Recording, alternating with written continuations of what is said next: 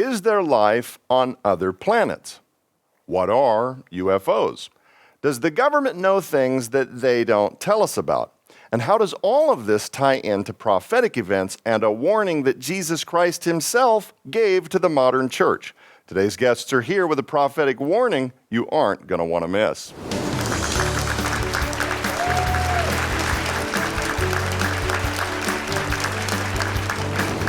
Hello, everybody, and welcome back to SkyWatchTV. I'm Joe Artis Horn. Today, we are going to break ground. Before I introduce the subject of discussion, let me introduce who's here. He's an avid Bible researcher and speaker who holds degrees in both biblical studies and business, Tyler Gilreath.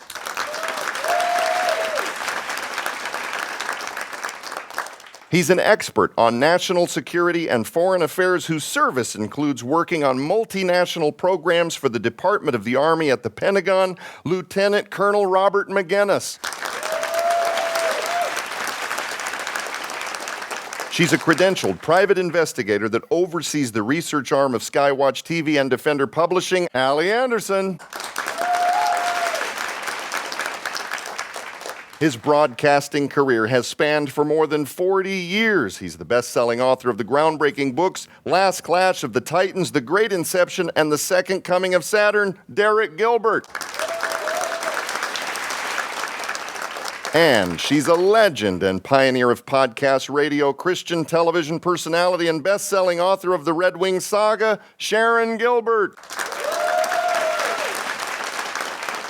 So I said at the very onset, we're going to break ground today, and I believe that we're about to deliver. Today's special guests I consider experts in the books of Revelation, as well as the other topic of discussion that we're going to begin a special 4-week series beginning right now on the subject of UFOs, UAPs. And let me introduce two brand new works from Defender Publishing. First, Out of This World, Are UFOs Alien Spirits or Pure Hokum by Lieutenant Colonel Robert Maginnis, and Gate of the Gods, Revelation, the Messiah, and the Second Coming of Babylon by Tyler Gilreath.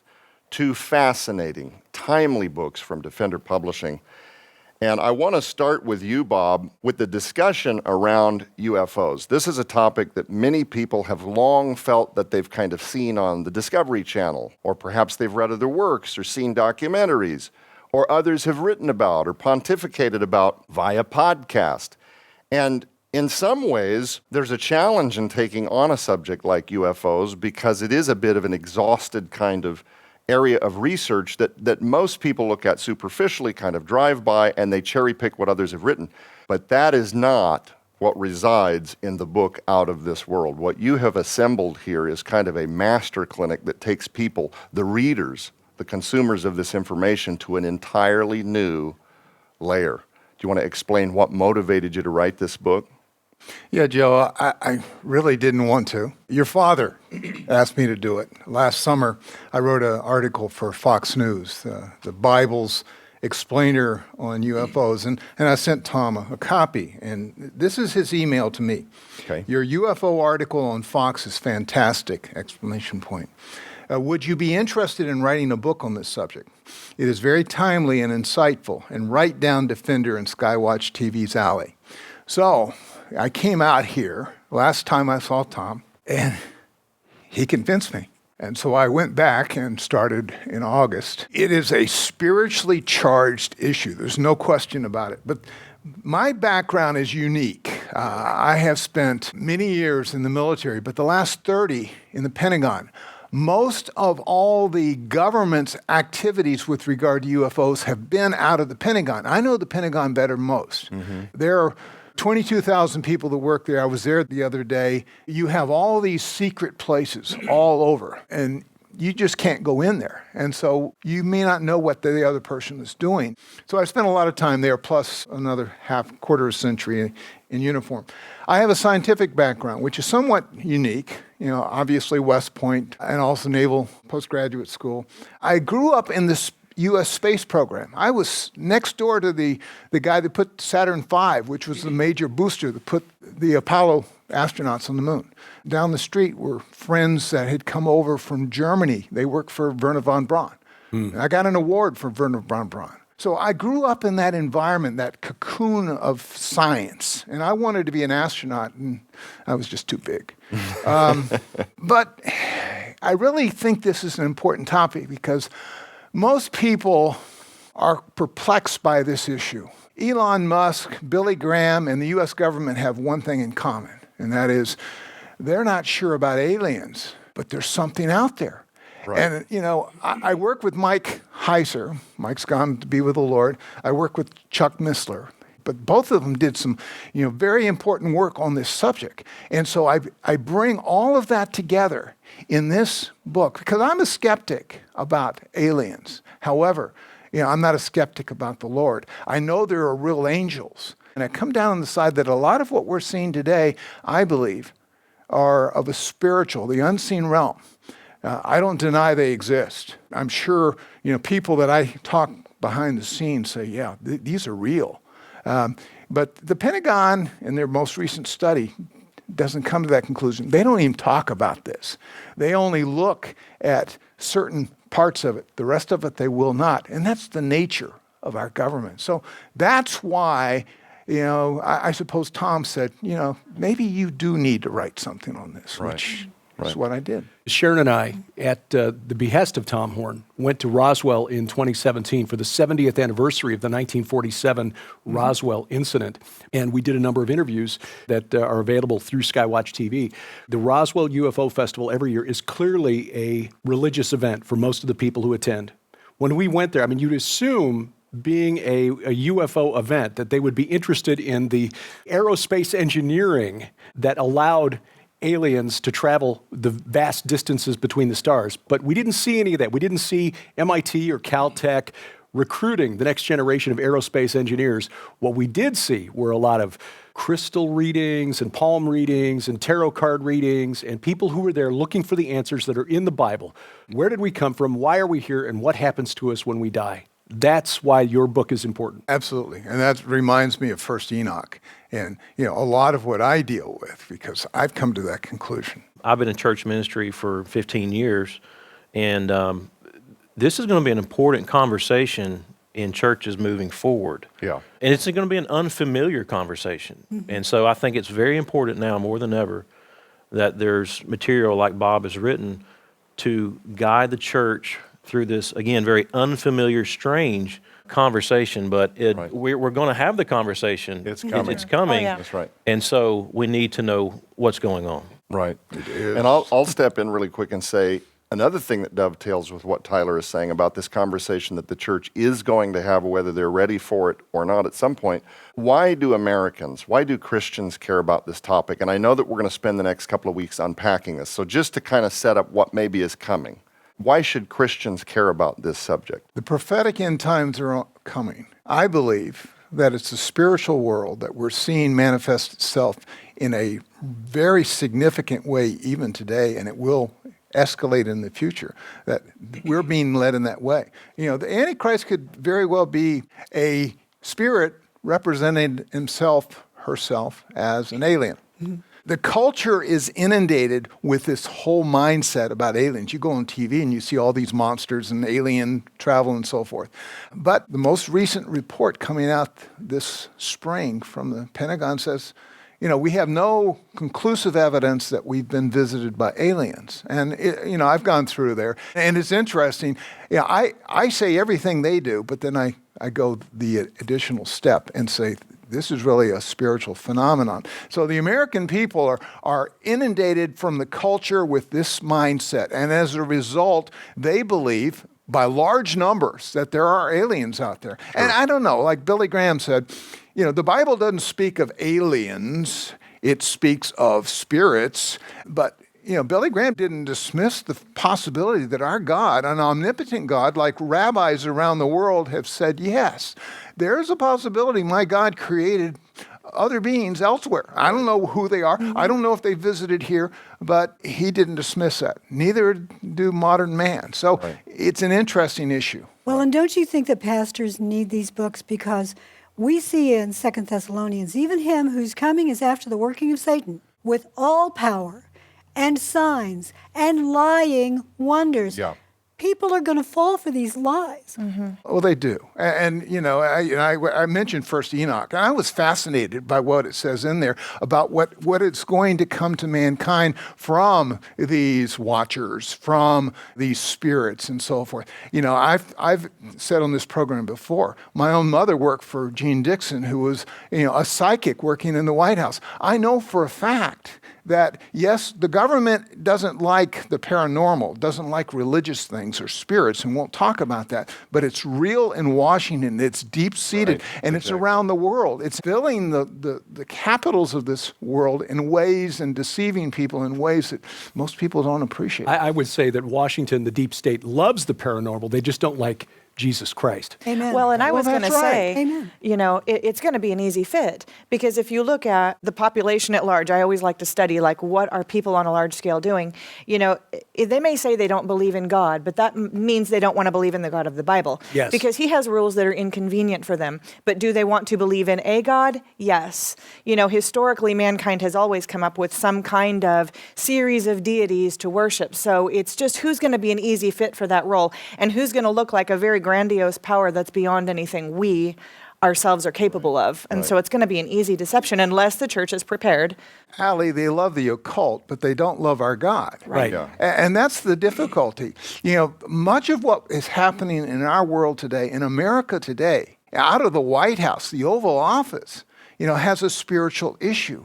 And yet, if you reject the God of our word, the Bible, then you're rejecting really the future, Right. what is happening amongst us. Rejecting the God. Now, Tyler, this is something that I know that you deal with in your book, Gate of the Gods. So let's switch gears for just a minute. We've got so much to cover in just so little time, but thankfully we're going to be spending some weeks on this. But your brand new book, Gate of the Gods, you talk about Jesus being described with Old Testament terminology. Can you explain why that is significant in understanding the scope of John's vision? Sure. And first, let me say a few things about the book of Revelation as a whole. I avoided this topic for a long time, and it wasn't until I came across the work of Mike Heiser, which has influenced all of us on this panel, that I really started investigating the supernatural world. And when I had a good handle on that, I felt like I had a good foundation to really dive deep into the book of Revelation, which is the most supernatural book in all the Bible. But one of the things I discovered when I was studying this book in depth is the agenda of higher Christology. In other words, we are trying to elevate Jesus to his proper place, Right. Which is God, because I think a lot of Christians look at Jesus like the bat boy. You know, God's number one and Jesus is number two. And I've ran into that That's in it, yeah. in you know, my ministry. And I even had someone recently deny that Jesus was a part of creation, that he created the world. And so one thing the book of Revelation does is it describes Jesus with terminology that Yahweh is described in the Old Testament.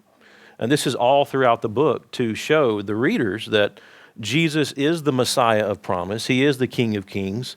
He is, you know, ascended on high. He was given all authority in heaven and on earth. And so that is one of the takeaways. When you study the book of Revelation, you have such a higher appreciation for our Lord and Savior, Jesus Christ.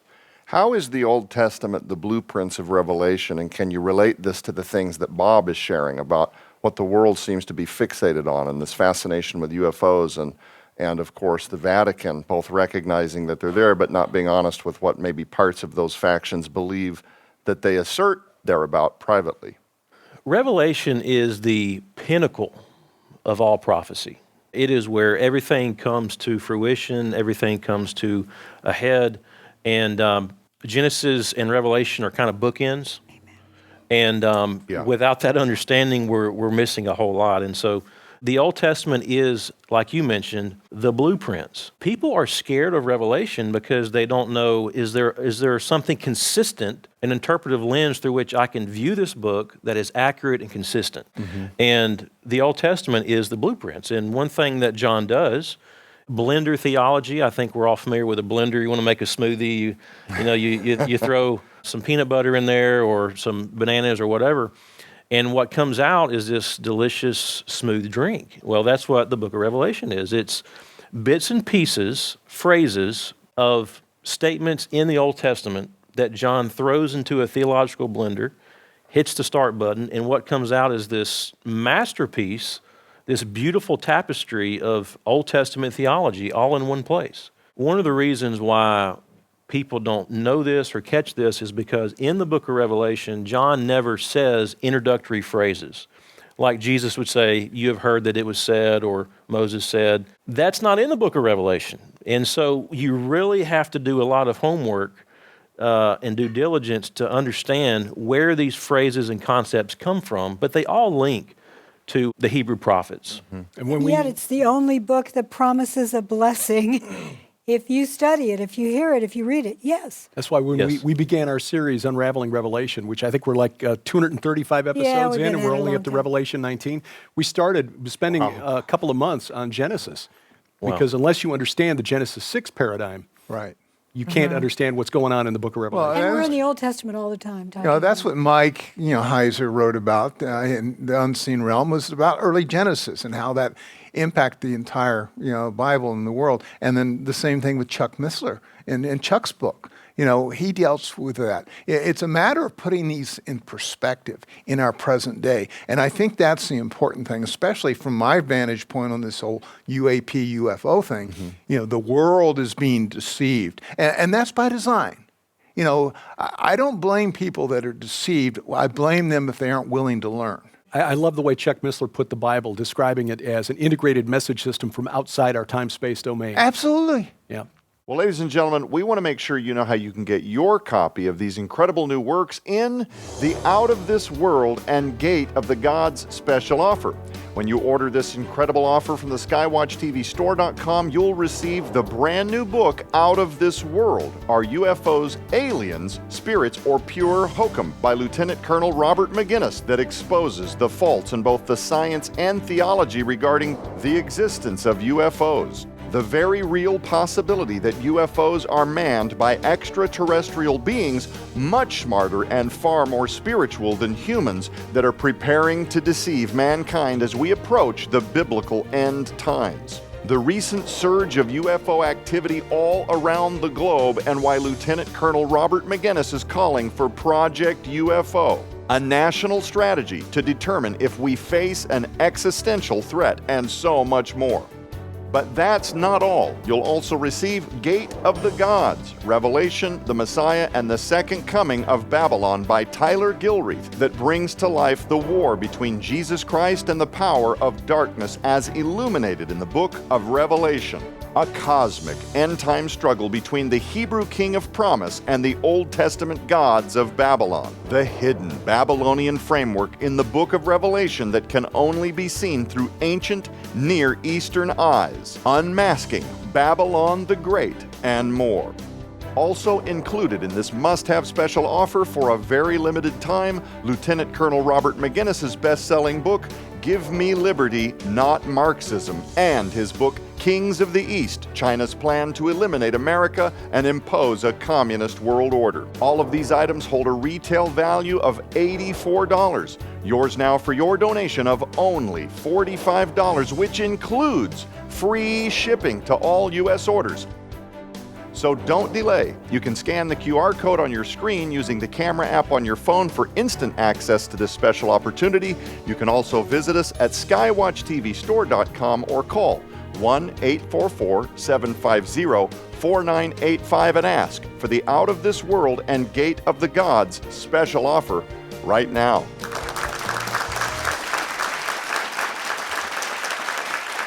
Joe, I want to add something. I want to give the listeners and the viewers kind of a 3,000-foot picture of what Revelation is about. It is a book about Jesus, the promised Messiah, and the gods of Babylon, and how those two really hit one another throughout the book is amazing. It's prophetic. It's very deep. But it's a journey that John's original readers took, and when we began to understand these core principles, then it is a beautiful book to behold. I agree with you, and I think that's a beautiful kind of a collapse, and it's difficult to collapse the entirety of the book of Revelation, but to some maybe new to the conversation, it's a beautiful job collapsing that. Bob, With just a few minutes left on the clock, I want to pivot back to you and ask you something before we run out of time. What might it mean that UFO descriptions have remained mostly consistent over thousands of years?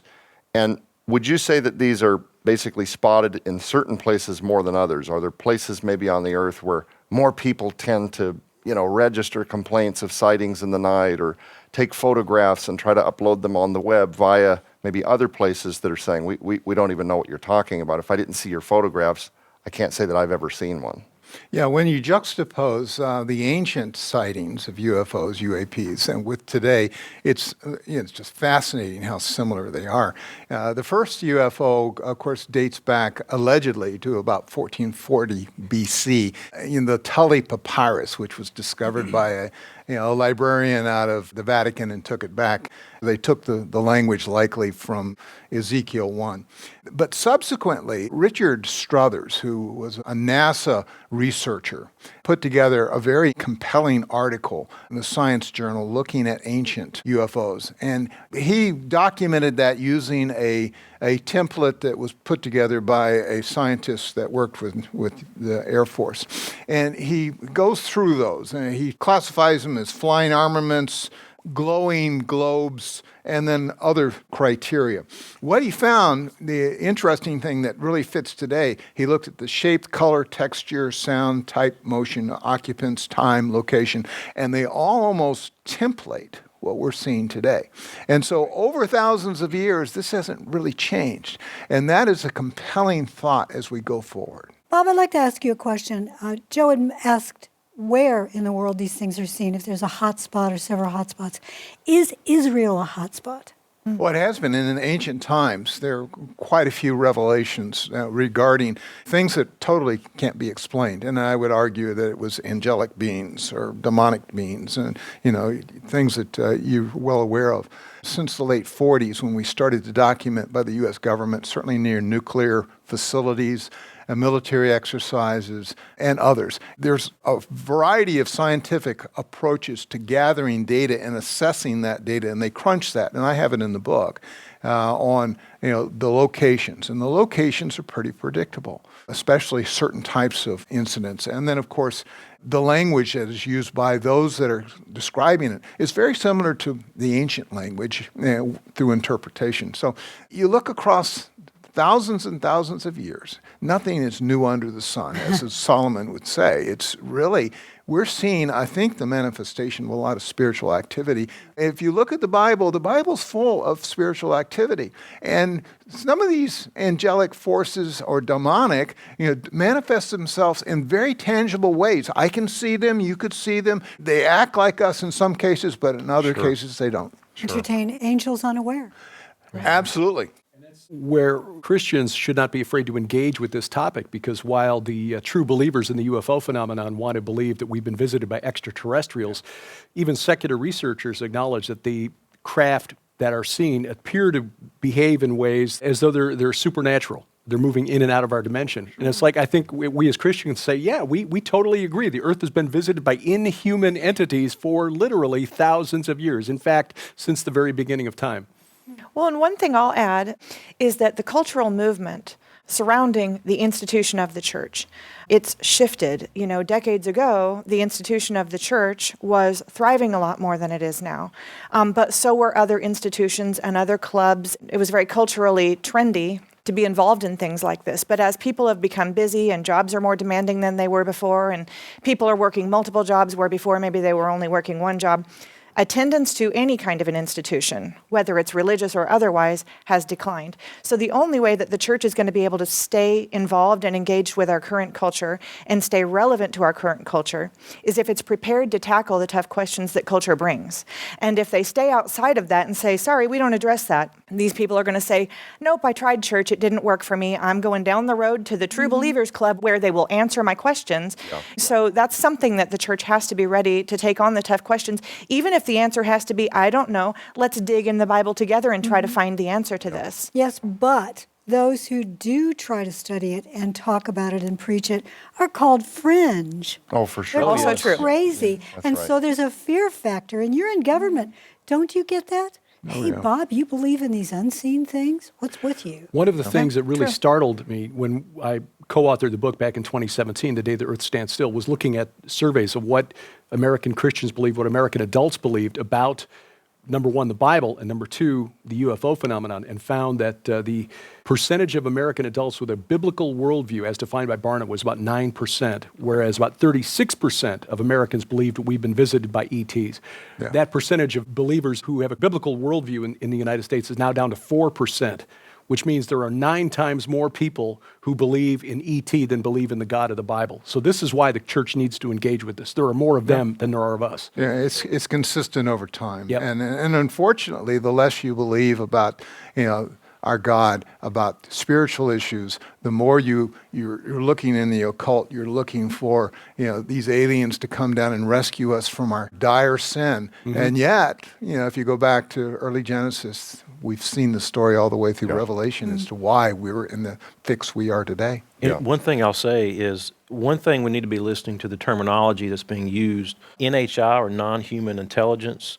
That is what whistleblowers like David Grush are saying. The Pentagon report that came out, I believe it just said no alien life, and so that may be a That key. they've seen. Yes, Interesting. There's a little caveat at the end there. little caveat. Yeah. And people might find this interesting, but my father, Dr. Thomas Horn, the idea of alien visitation, whether this is a being or a supernatural experience or just somebody's night terrors manifesting in the middle of the night, actually originates to his own childhood via his older sister, Vida Bell. And that's something he talked about on Roswell. Did it really happen all the way back in 2004? But she was being suppressed and visited and would wake up in the middle of the night screaming in terror.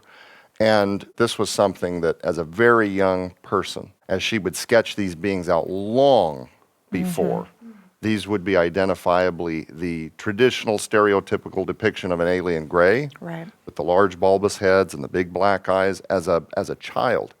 And so that never escaped my father. And it's probably one of the reasons, as he got into Bible theology and was reading Dr. I.D.E. Thomas's conspiracy theory books back in the 1980s, why he wanted answers to what this phenomena is, whether it is that God has created beings from elsewhere that are no more nefarious than a lion. Just don't mess with lions. And they think of us as interesting, hamsters to go and do tests on, etc.